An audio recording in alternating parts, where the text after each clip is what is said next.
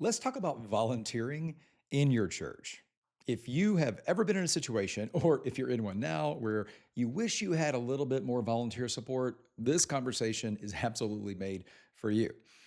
Here's how this usually goes, right? You make the announcement. You're on the stage. You send it in an email. You add urgency. You told a really deeply personal story. I mean, some of you built an entire sermon series around serving and volunteering. You know, the priesthood of all believers, right? Every member is a minister, and your theology was right. Your appeal felt passionate, and still, not that many people stepped up.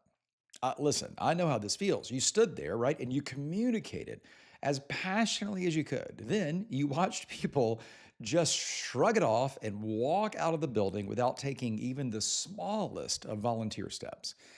So you do what most pastors do. You land on the most available explanation. My congregation, my church just is not committed. Maybe, but maybe not. I want to push back on that today because that diagnosis, as understandable as it is actually wrong in most cases. And as long as it stays wrong, as long as you begin thinking that way wrongly, the problem stays unresolved. Here's what I want you to think about. Picture the room when you make a general volunteer appeal on a Sunday morning. Again, this could be in a vision moment, it could be in a full sermon, however you do this, right? You've got people in that room who have attended 6 weeks. Oh, and by the way, not consecutively, right? If they attend 1.4 times a month, they've been there for 4 months and attended 6 times. You've got people who are still deciding if this is their quote unquote church. They're changing pronouns, so to speak, right? It's that church. They're not sure if it's their church yet. You've got people who are quietly in the process of weighing whether they trust you enough to give you a volunteer hour. There are lots of different people sitting in that room. And a lot is happening in their minds and in their hearts of those people. So when you ask them to show up every week now and serve in your church, uh, they aren't even sure if it is their church yet. I mean, this isn't a commitment gap, right? This is a canyon. And no amount of urgency or stories or pastoral passion is going to bridge a canyon. Most churches have one volunteer on ramp. It's weekly. It's responsibility heavy, and the only option is the only one available. A best case, you may offer an every other week opportunity to serve. But even in every other week opportunity, think about it. If a person goes from attending 1 to 2 times a month to now 1 or 2 times a month they have to be there and attend and serve, right? We have multiplied the number of hours we are asking of a person who, by the way, isn't necessarily even sure this church can be their church. They're not sure if they trust you, if they trust the organization. I mean, there is so many obstacles in the way of that single on-ramp. So the person, right, who might have said yes to something smaller, something lower stakes, something that they could try before they buy, now they're not saying anything at all. In fact, if anything, they're saying no. And it is not because they don't care about the church or about their family in their church. It's just because the step feels too big and they are not ready for it. When the problem gets diagnosed as low commitment, right? So, our volunteer issue, when we diagnose it as a people problem, a low commitment problem, our response is typically always the same, right? More urgency, better illustrations, a stronger emotional appeal, maybe, hopefully not, a guilt adjacent sermon about what it means to be a member of the body. But here's the thing, those things can move people emotionally. They genuinely can, but they don't move them structurally. Like, you can manipulate people to fill out a card, but that doesn't mean they're going to transition into volunteering. And believe me, I know this firsthand. I mean, early on in my lead pastor days, our church got really, really good at getting people to fill out a volunteer interest card. And then we would watch 50% of the people who filled out those cards never even respond to an email or a text that we sent. And we would end up with 15% of those cards maybe becoming a volunteer. That's a pretty bad response rate. The ROI was rough on that. You know what it means, though?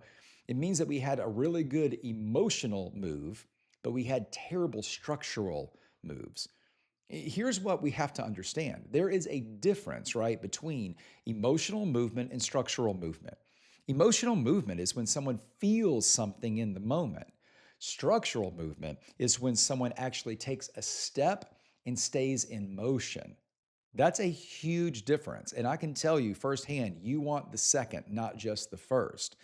You can have a room, right, full of people who feel genuinely convicted emotionally about serving and still have your volunteer teams understaffed because the conviction didn't have a pathway to land on. That's the real gap here. This isn't motivation, it's just architecture. Here's something I want to kind of add to that goes a little beyond what I wrote about in the blog post today, too. If you read the blog, we're going to go a little deeper on this for a second.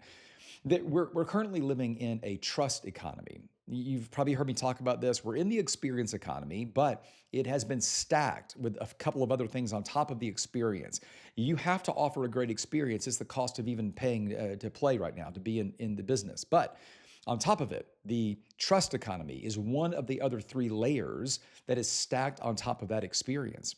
So, in this trust economy that is happening, it's also happening in your church. And what most pastors aren't accounting for is that people need to trust you. And so you have to build trust into your volunteer systems, especially early on. Like every person in your church, in your congregation, is making a quiet, ongoing calculation. How much do I trust this place? How much do I have, how much have I experienced here? How much has this church proven itself to me? And commitment follows trust, it does not precede it. When you ask someone to volunteer weekly, for instance, before they've had enough experience to build genuine trust and interest, you're asking them to spend currency they don't have yet. And most people, reasonably, are going to decline that offer. They may fill out that card, but they're not going to return your email. The churches that solve their volunteer problems aren't the ones with the most compelling appeals.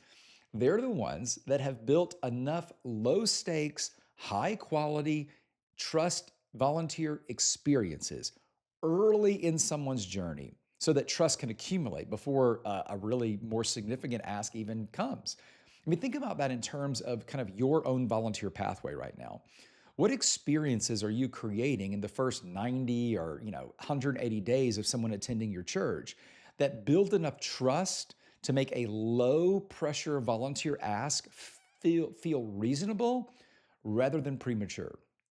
That question, listen, that question matters more than anything you will say in your next volunteer announcement. Let me give you a framework for thinking about this, okay? There's a difference between an appeal and a pathway. An appeal says, here's a need, step up if you care. It acknowledges or assumes, motivation. It assumes readiness. It puts the full weight of the decision on the person in the seat. That's not a pathway, though. A pathway says, here is one small incremental first step. It's low stakes. It's a low stakes moment to try something, try before you buy. And when you do, there is a clear next step waiting for you afterwards that is also incremental and feels obvious, logical, easy to take. That's what pathways look like. They're journeys. One asks for trust and commitment at the same time. The other earns trust before asking for more commitment. And I'll give you one guess which one works best. Your first volunteer entry point should require almost nothing, like one afternoon, one defined task, no ongoing obligation, right? Something a 6-week attendee can say yes to with really out hardly any hesitation. And listen, that moment is not the goal. That step is the goal because it is the foundation of beginning the journey. So from there, right, a low commitment recurring role becomes maybe a reasonable ask. From there, a higher ownership role becomes a natural progression. And that's not lowering the bar, right? That's just building stairs that people can actually climb up. I want to be, direct, right, about Um, what happens if this stays broken? If you don't change your approach, the announcement cycle will continue, right? Every season, urgency builds because teams are understaffed and the same people keep saying yes, and new people stay on the outside. And it's not because they don't care or wouldn't take a step. It's because the step that's being offered, right, is feels like a door that's just too heavy to walk through. And so your core volunteers, the ones who always say yes, they're going to get tired. And that fatigue is not evidence that they're, the only committed people in your church. It's evidence that they're the only ones who found the on-ramp that fit them. When you lose those people, and eventually, by the way, you will, some of them will step back because they're going to be just exhausted. You're not just losing volunteers. Listen, you are losing institutional knowledge, that relational glue, and the momentum that they, in some cases, created and are certainly carrying. That's a high price to pay for not addressing the architecture of volunteer recruitment. So here's what I would love for you to do. Before your next volunteer push, I want you to audit your ask. And by the way, I don't mean just the language. I want you to audit the entire ask itself. For instance, write down your current volunteer entry points, every one of them, and look at that list and ask, is there anything here that a person who has been attending for a handful of weeks, 6 weeks, 8 weeks, 10 weeks, can say yes to without hesitation? No weekly obligation, no heavy responsibility, no true commitment outside of a moment, no requirement for trust that they haven't even had time to build yet.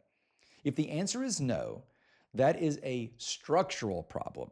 So before you make another announcement, create one genuinely low stakes on ramp. It could be a community serve day, a one-time project, a single event role, with a clear start and a very clear end, Design it to be easy to say yes to. Then, and this is really important, build the next step before you launch that first one. So don't create an entry point that leads to nowhere.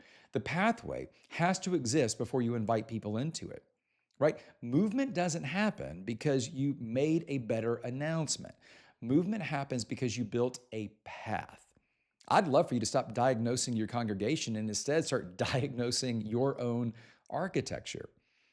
Hey, listen, if this is resonating and you want to help think through this a little bit more, I got some great news for you.